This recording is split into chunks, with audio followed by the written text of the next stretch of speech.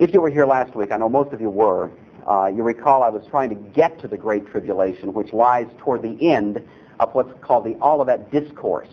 The Olivet Discourse, as I'm sure most of you are aware, is Jesus' treatise on the cataclysm. Many people would say it's his treatise on the end of the world, but it may very well be rather his treatise on the end of the age. That is the Old Covenant age. That's the approach I'm taking. I think it's a perfectly allowable approach, especially in terms of classic Christian theology, even though typically you'll find people usually assign it to the end of the world, you see, kind of describing the end times and so on. So that's part of the discussion we're having. What I was attempting to develop at that point was all of the preamble that leads up to a discussion of the Great Tribulation. Jesus points out to his disciples these great buildings. He says, "Do you see these great buildings?" Which means particular buildings, in history. And he says concerning those buildings, which he adds, "that you now see, I tell you, one stone will not be left upon another till all of this is devastated," And that, of course, triggers in the minds of the disciples a great concern, because how could this be that these great edifices that have been constructed there, the temple and all the beautiful surroundings, etc., would be destroyed? And they raise that question, when will these things be, you see? And when will, in fact, they use that term, pantatata. When will all these things take place, and what will be the sign of your coming? And so Jesus then proceeds to give them what has been called the Olivet Discourse, because it was given on the Mount of Olives. And he begins to spell out the 7 signs. We looked at these briefly last week. 7 separate signs of the close of the age. And I was attempting in a very abbreviated way to point out to you that every one of those 7 signs took place in the first century. And we find New Testament evidence for every one of them, including the sign that the gospel would be preached to the entire world. There's several texts in the New Testament that tell us it was preached to the entire world, you see.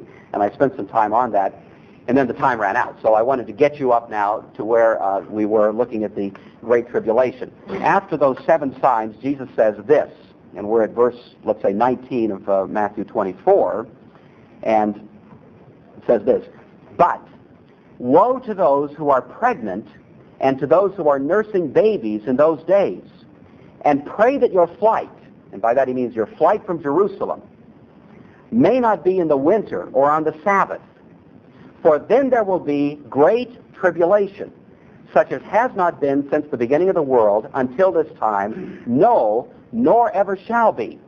And of course the text goes on, but that's where you have this reference then, again another one in Luke, to this great tribulation. And of course you hear a great deal of commentary suggesting that is yet to come. However, there's been a respectable school of thought throughout church history which would say, no, the great tribulation that Jesus is talking about there is the tribulation connected with the great judgment that came to bear against Israel in general and Jerusalem in particular. And that it was at that point that we have this massive outpouring of wrath and the horrible things that took place at that time. Now, a common theory would be this, and I've heard this many times. People will say, well, this is a case of a dual fulfillment. If you're familiar with that. The idea that this, indeed there was a great tribulation in the first century, but in fact there will be a greater tribulation later in history. You see, that's a theory. You find that in the Bible. We heard read this morning the text, "Unto you a child is born, unto you a son is given." That's a statement from Isaiah. But as we all know, there was a greater child born. A greater son was given, of whom in a greater sense the government of the world would rest on his shoulders. And that's what we celebrate, obviously, at Christmas time, a dual fulfillment. Well, people say the same thing applies to the Great Tribulation. There was a great tribulation in the first century, but there'll be a greater tribulation at the end of history, you see, which would be a plausible hypothesis were it not for the fact that Jesus himself rules it out. Verse 20, when he says, verse 21, "For then there will be great tribulation, such as has not been at the beginning of the world until this time, no, nor ever shall be." You see. Now, when Jesus says it's unprecedented in history and unrepeatable in future history, you got to take that seriously. I mean, when the text itself rules out that there would ever be anything like it again, then we're forced, I think, to at least say this: there's only one.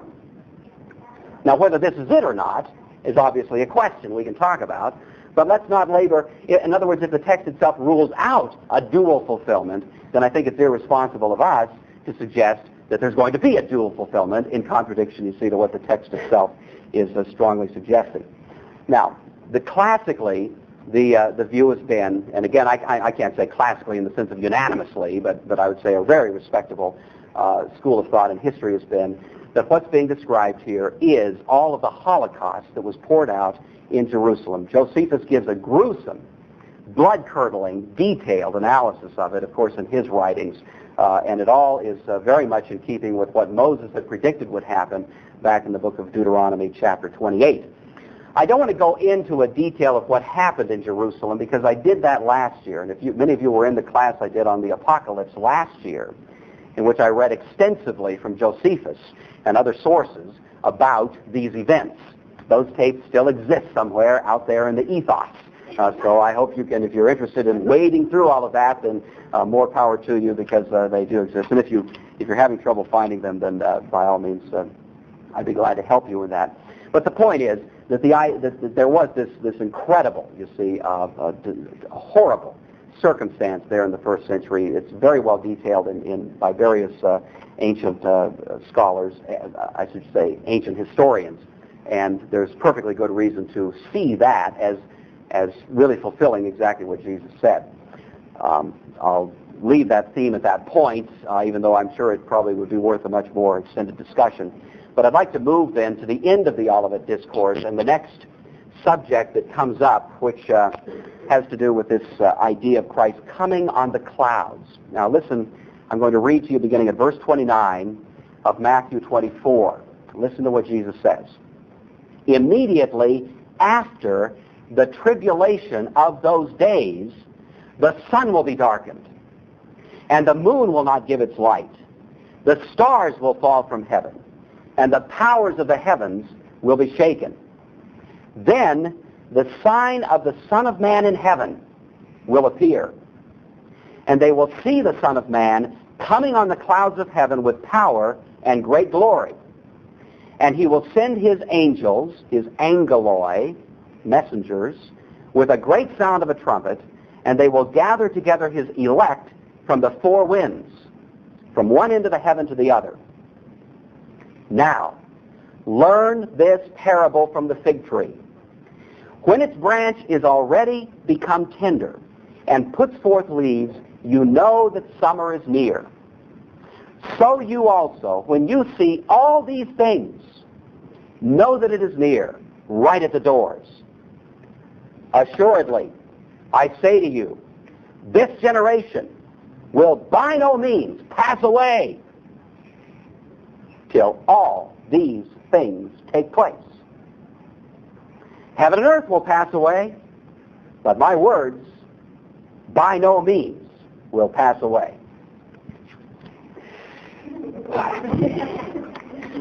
Now, I hope you see the dilemma there. I could probably recite to you at least a half a dozen different ways that text has been handled. Some of them mutilated, But it's a tough nugget, because I think you can see on its face, Jesus is obviously saying that generation there in the first century would not pass away till all these things were fulfilled. I've heard people play with what does he mean by all these things. Maybe what he meant was not all those things, but most of those things, you see. That maybe that generation was not that generation, but some other generation way off in the future, and this and that. But the problem is, if in fact we postulate that all those things happened in the first generation, did the sun darken? Did the moon not give its light? Did the stars fall from the heaven? You see? And I think you can see it almost forces people, and I've heard people say, well, Jesus just made a mistake. That's a slick way out of that one, The Lord of the church, the King of the universe, the one who says, I am truth, goofed, you know. I don't know what that does to your faith, but I'd like to at least take a second glance before I just, you know, kind of gratuitously take that position that maybe Jesus just got it wrong. So anyway, bear with me now, because I'm going to dare to take the position that has been taken by some of the, not that I'm one of them, but some of the greatest thinkers in the church who have said Jesus meant what he said, and that in fact every single solitary thing he mentioned actually happened, including the sun darkening, etc. Now, that may seem preposterous to you right now, but I'm just asking you to play ball with me for a little bit and see whether that might actually be the case. Let's at least note this. Jesus begins the discussion by using the word immediately, you see. Immediately, and he ties it to the Great Tribulation. Immediately after the tribulation of those days, these things will take place. And if in fact that tribulation took place in the first century, I don't know of any way with a straight face we can say that immediately meant 2,000 years down the road. That Jesus seems to tie it together rather closely, and that Greek word euthus, immediately, means immediately in time. And so, if that word is given its ordinary sense, then that simply seems to be, what we're forced to think about here, let alone what Jesus said about that generation. All right, here's the critical point. Jesus comes to Israel, obviously as the Messiah, the Son of God, and all of that, but one of the roles that he plays as he comes to Israel is the role of the prophet. He is prophet, priest, and king. And as prophet, Jesus functioned in many ways the same way that Old Testament prophets functioned, using the same kind of vocabulary and language and descriptive kinds of expressions to communicate ideas.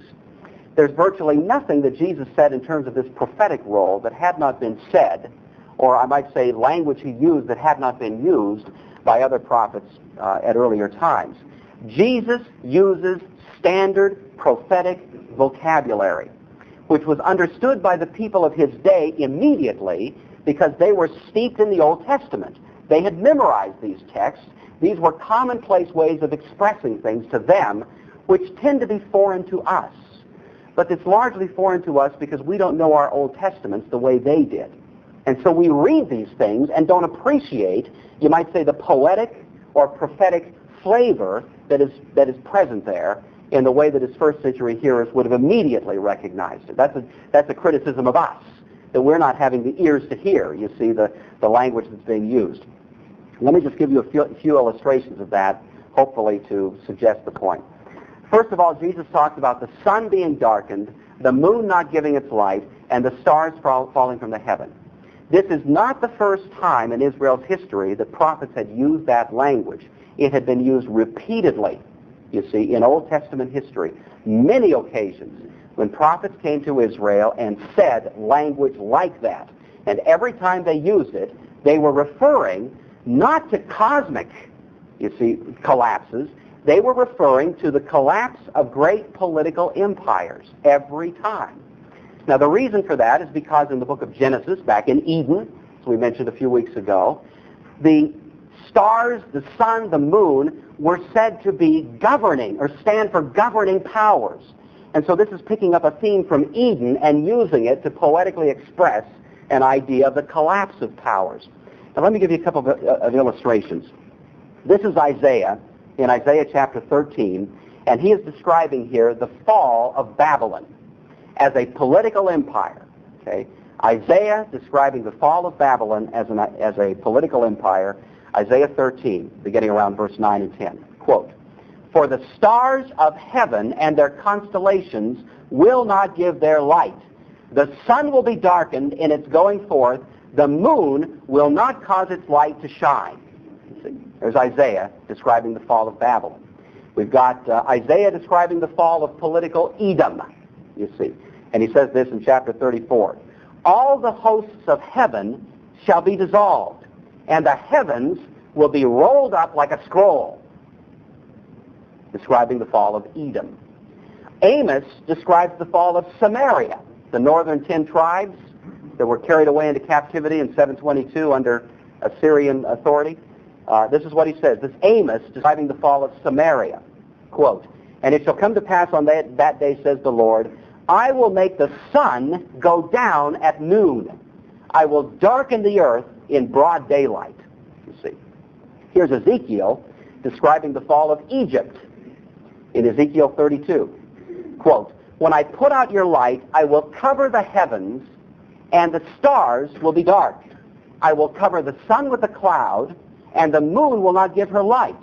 All the bright lights of the heavens I will make dark, and darkness will cover the land. And I'm just giving you a sampling.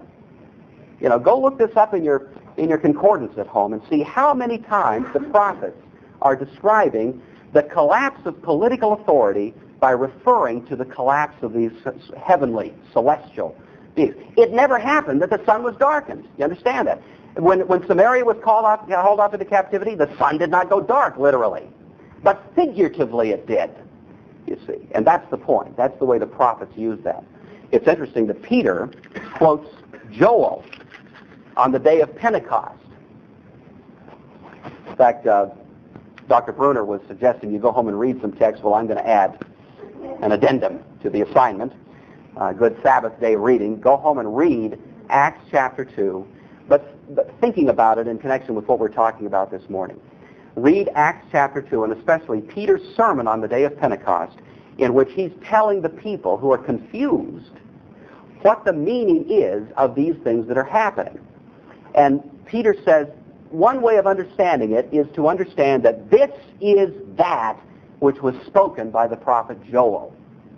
What you are seeing here today, you inhabitants of Jerusalem, is what Joel predicted would occur. And here's what Joel said. I'm not going to read the whole quote, but listen to this language from Joel, which is quoted by Peter on the day of Pentecost as the explanation of what they're seeing in these people speaking in tongues and so on. This is what he says, quote, I will show wonders in heaven above and signs in the earth beneath, blood and fire and vapor of smoke. The sun will be turned into darkness and the moon into blood, you see, before the coming of the great and awesome day of the Lord. What Peter is saying is that the events that are set in motion today and are going to be playing out in this generation will finally reach that awesome conclusion, you know, in connection with the very events you're hearing of here, that the sun will be darkened. Well, the sun was never darkened in that sense, but the sun of Israel was darkened. The moon did turn to blood, you see, in connection with the events that took place there in Israel. So anyway, if you get that point, really everything that Jesus says here can be understood in connection with the Old Testament vocabulary. That's what I'm laboring with you at this point. I hope you don't feel like what I'm trying to do here. I've been accused of this. It's just, you're just trying to explain it away. For the life of me, this hopefully is not explaining it away. Just the opposite, you see. But obviously, if I'm going to speak to you in a language, then it's helpful for us to be both speaking the same language. And if Jesus is using prophetic oracle statements here, you see, that would be typical of Old Testament prophets, he would take it for granted that the people hearing him would hear him in the canons of that kind of literary definition and understanding. Nobody, I don't think any person knowing the Old Testament who heard Jesus say those words in the Olivet Discourse would have interpreted him to mean that the sun would actually be darkened, because they would have immediately thought of texts they memorized years ago from Isaiah and Ezekiel and Amos and others, and understood it that way. Only when Jesus used it, what political empire was he talking about, you know, the lights going out on? You see, in that case, it was Israel. Israel would be the nation that the cataclysm would come to, and the sun would go out and the moon would be darkened. Jesus also says this. He says there will be the sign of the Son of Man. This sometimes is translated to suggest that the sign would be in heaven. Actually, if you read the Greek, I won't take time to put this on the board. I thought of it, but time is running away from me anyway. But if you actually look at the language of the Greek here that we find in Matthew's Gospel, it's clear that the sign is not necessarily in heaven. It's the way it reads is it's the sign, then will appear the sign of the Son of Man in heaven, you see. In other words, there will be a sign of the Son of Man being in heaven, which is to say a sign that he is on his throne. That's the whole concept, that Christ ascended to his heavenly throne and now has under him all principalities, powers, mights, and dominions. As Isaiah had predicted, on his shoulders are the governments of the world. He is the ruler of the kings of the universe. You see, he is the one who is on the throne. And how do we know that? What was the sign? What was the vindication of the reign of Christ?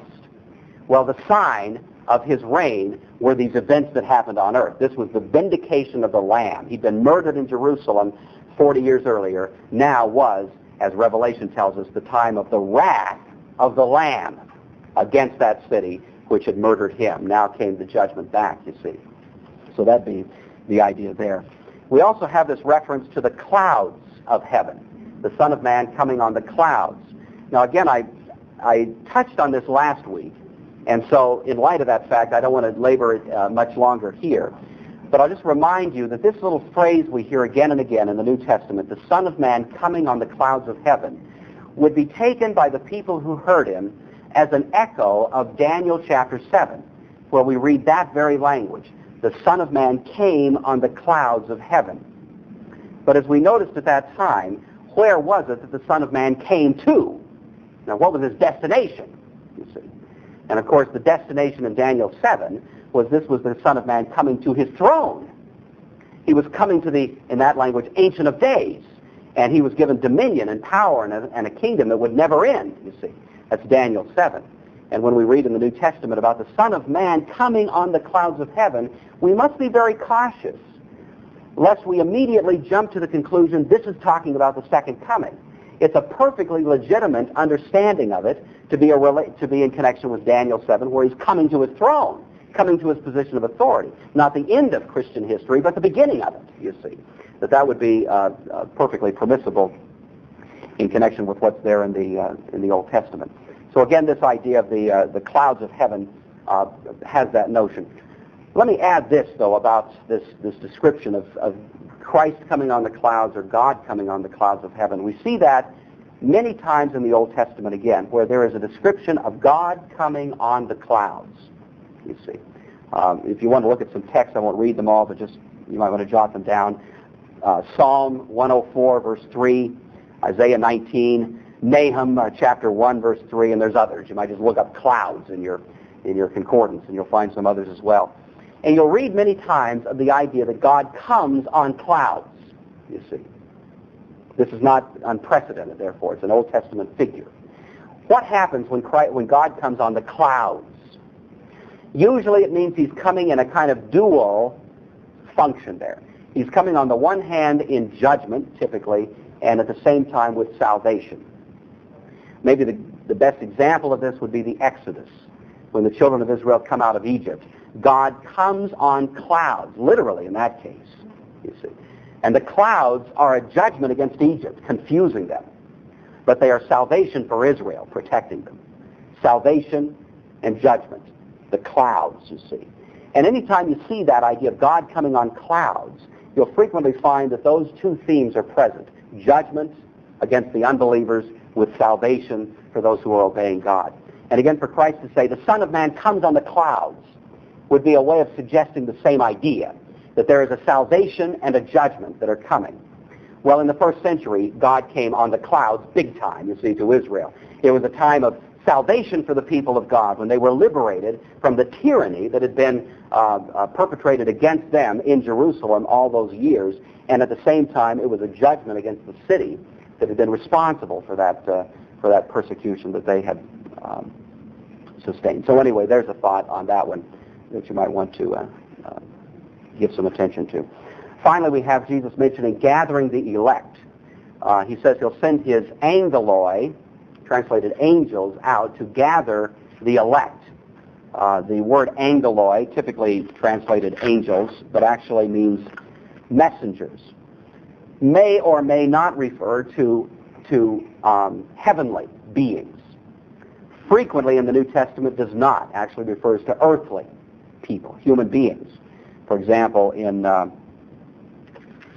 threw this away, Matthew 11, you might look at these, Luke chapter 7, Luke chapter 9, and also in Revelation when we hear about the angels of the seven churches. Very likely those are the pastors of those churches, human beings who are called angels, but they are human beings in a messenger role, you see, and other texts as well. So in other words, what I'm saying is that just because you hear the word angelos or angeloi, angels, doesn't necessarily imply a heavenly being. In this connection, it would probably be saying that with the destruction of Jerusalem, the Christian message was catapulted to the world. And the preachers of the gospel, the angels, as it were, of the gospel, went around the world gathering his elect, you see, from every end of the universe. An interesting word that's used here, it says that he gathers them. The Greek word is synago, which is the root of the Greek word synagoge, or synagogue. And it's a very interesting little play on words, that these angels are going out to synagogue the elect of God, as if to create a new synagogue of the elect. Because, of course, up until that time, the synagogue had been associated with Judaism. But now Judaism had repudiated her Messiah and become, as John says in Revelation, the synagogue of Satan. You know, they had tried to give you the Father while denying the Son. And by virtue of doing that, had ceased to be a true synagogue of the people of God. They still held services, still got together, still, did the business of the synagogue, but the judgment of Christ against them was they had become a synagogue of Satan. That's in the letter to the Philadelphians and the letter to the Smyrnans in the 7 letters to the 7 churches in the Apocalypse. Well, where's the new synagogue?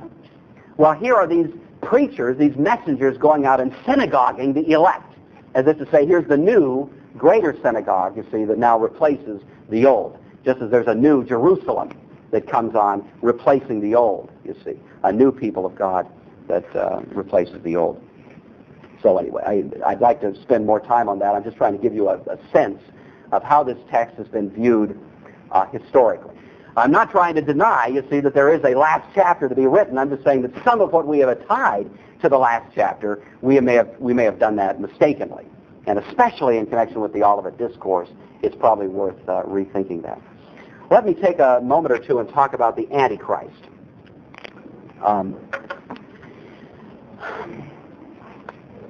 And again, I'd like to give you a bit of a preamble on this one. First of all, what we commonly hear is that the Antichrist is a figure that will rise up at the end of history and be associated, presumably, with a one-world government, and Christians will be, persecuted and all of that. And so that's the model that tends to be the popular notion of Antichrist out there in the culture. Again, all I want to do is ask the question, what do we actually read in the Scriptures about the Antichrist? You see, what do we read? What's actually there? But let me give you a little bit of a backdrop before we focus on that. First of all, bear in mind that Jesus himself in the Olivet Discourse predicted that in this last generation there would be a massive outbreaking of apostasy, even from within the Christian church. That is to say that even people who had apparently come to Christ would fall away in big numbers, you see. And that there would actually be an outbreak of heresy. And in fact, there was a major threat to the church in its pristine time there, both by radical outbreaks of heresy all over the place and by major apostate movements from within the Christian church. We tend to look at that as in a sort of naive way, viewing the early church as very, alive and well and things were wonderful and so on. But if you read the New Testament, you realize that the church of the first generation of Christians had some major problems, and that's what precipitated a lot of those letters, was counteracting some of the profound problems that were taking place within the churches. Most of the threat that was coming to the church was coming through Judaism, especially early on. The Judaizing movement there, which was attempting in a sense to seduce Christians to amalgamate their Christian faith with some species or other of Jewish practice. That was the principal problem that was under discussion in Acts 15, as you know, the first great so-called ecumenical council of the church. They got together to deal with that issue. Are we going to require new converts to the Christian faith to be circumcised and to obey the law of Moses? In other words, reducing Christianity to a sect of Judaism. Or is this Christian faith actually going to stand on its own 2 feet? The book of Galatians was written almost in its entirety to address this problem of the Judaizing threat within the church. The book of Hebrews, the same thing. And peppered throughout the New Testament, we have major concerns about the threat to the church, largely at the hands of the Judaizing influence. Paul warned in Acts chapter 20 that after he left, this was to the Ephesian church, that wolves would come in and scatter the flock, you see. That was his fear, and his prayer for them would be that they'd be protected. If you read the New Testament, you see there were all kinds of heresies running around. There were people who were saying the resurrection had already occurred, that is, the resurrection of all the saints. There were those who denied that there would be a resurrection. You see that in 1 Corinthians.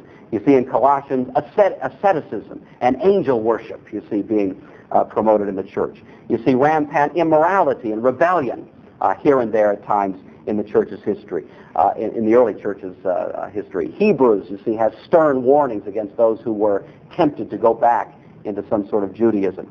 Now, it's that I want you to have in your mind when you think about Antichrist.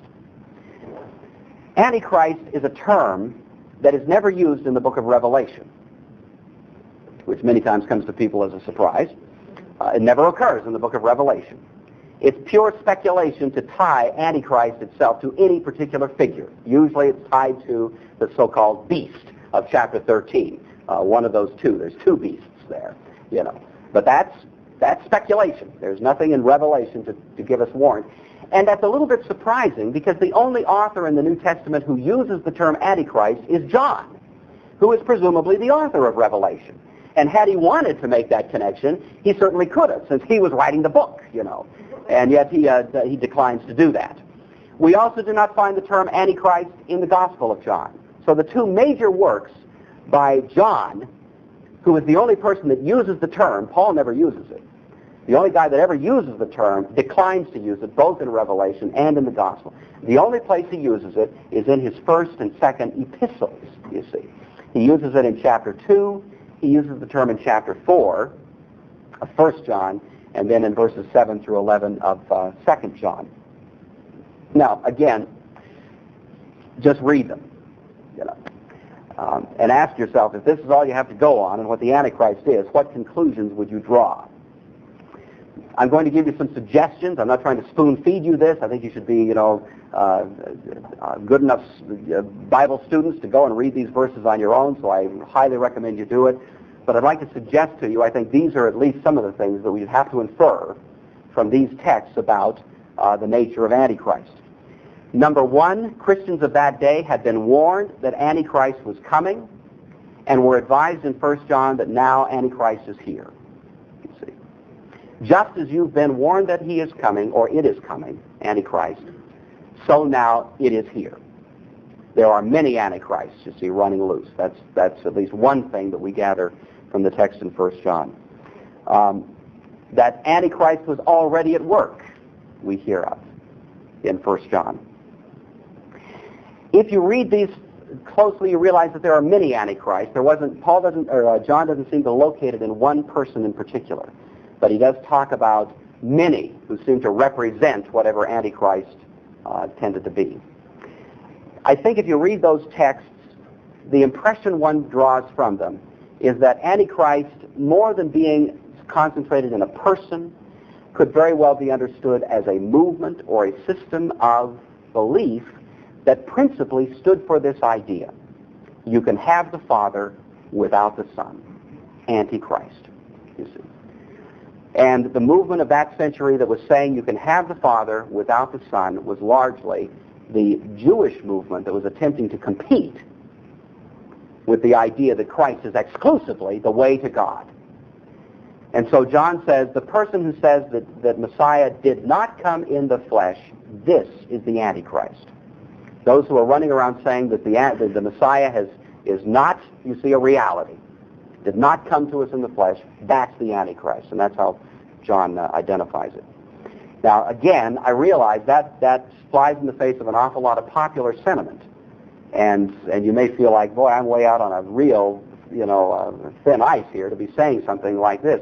And all I'm doing is just pleading with you, let's just go back and see what the book says on the subject, and not so much what a lot of, commentators are suggesting there. Let's just find out what's in the book, because that's really what we're bound to, And we don't find all of the elaborate, kinds of descriptions of this person that just has this astonishing worldwide power associated with.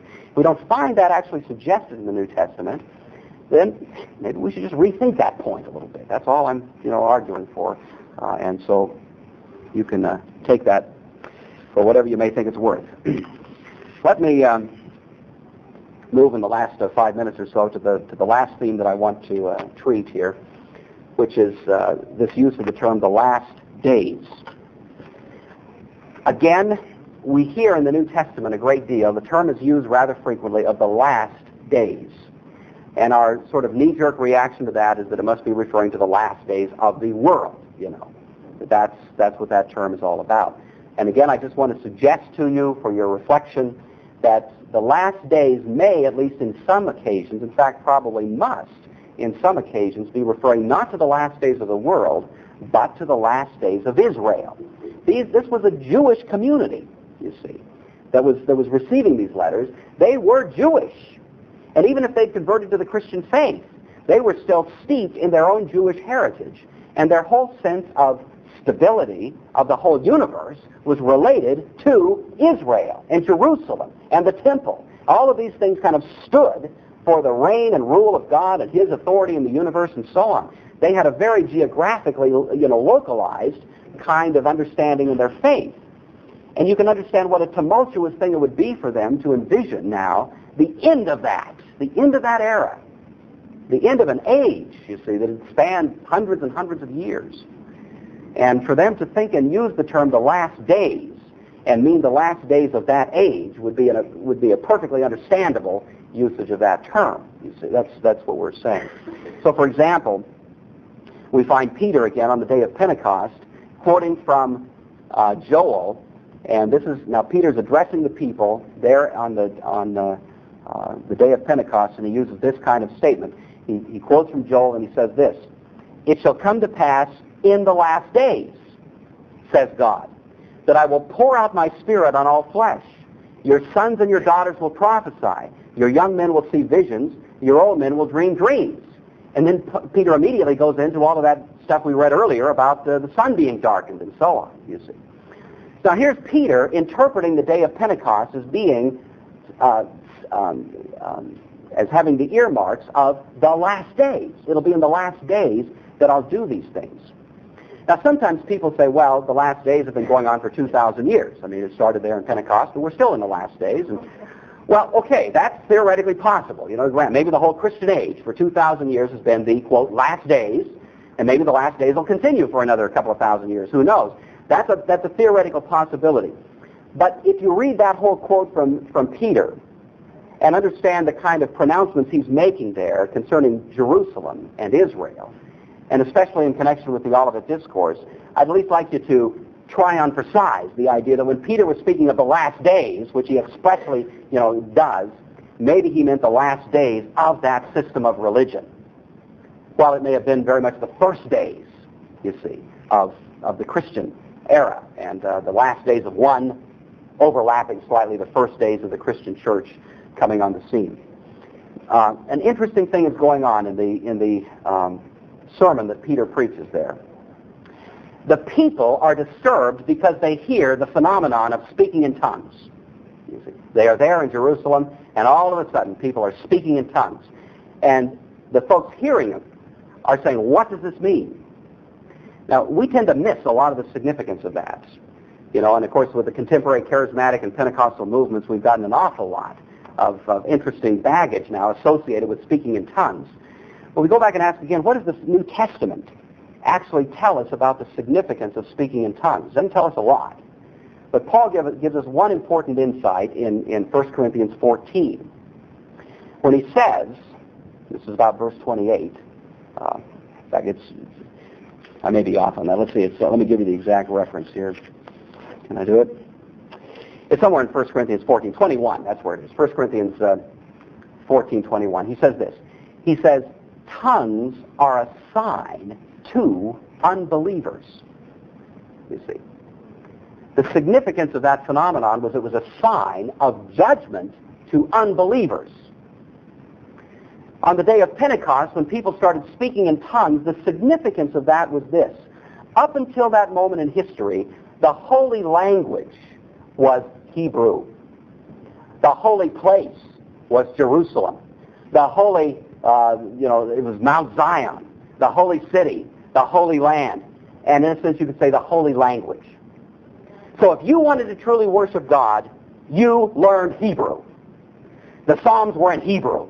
The language of worship was Hebrew. What happened on the day of Pentecost? Just as Jerusalem was going to cease to be the holy place, in a sense, Hebrew would cease to be the holy language, and now it would be every tongue, tribe, language, and nation. See, now it was going to be the languages of the world. And in a sense, in a miraculous way, that was signified as both, it was like the cloud again, a judgment against Jerusalem, speaking in tongues. And at the same time, the good news for the Gentile. The languages of the world would now become the holy languages, you see. This was what Paul was saying in 1 Corinthians 14, and he quotes from Isaiah chapter 28, where Isaiah had predicted the judgment on Israel would come by those who would speak to them in other languages, you see. And that's what happened on the day of Pentecost. It was a message of judgment for Israel. And at the same time, it was good news, a message of hope, a message of gospel for the nations, speaking in tongues. And so Peter interprets it all by telling them that in the last days, that's what's going to happen. You'll have sons and daughters seeing visions, dreaming dreams, etc. But the cataclysm that would occur there would be the dual message of judgment to Jerusalem, but good news for the nations. So anyway, I'm not saying every time we hear the term last days in the New Testament it has that significance. What I'm saying is that it is a term which we shouldn't just have a knee-jerk reaction to when we see it. When Paul writes to Timothy, a young pastor in the faith, and tells him in the last days there's going to be all of this stuff going on, Timothy, so you be wise in the way you handle your ministerial role, it wouldn't have made much sense for Timothy if the last days were still 2,000 years away. You see, if this was for Timothy, then that meant Timothy was in the last days, and that's what he should be thinking about in the way that he carried on his work as a pastor there. And that's exactly what Paul did, was write to Timothy in that sort of way. All right, I hope this is food for thought for you. Like I said, I realize some of you may have sharp differences on some of this, and that's just fine. That's wonderful. I'm certainly capable of being quite wrong. I've been wrong lots of times in my life. But anyway, I do want you to know that I really am giving you here more the classical approach, not the Hal Lindsey approach, but more classic Christian history. Would be very comfortable with much of this, so I think it's at least good for us to have heard it. Next week we'll ask, is there a future for Israel? What is the meaning of the term the day of the Lord?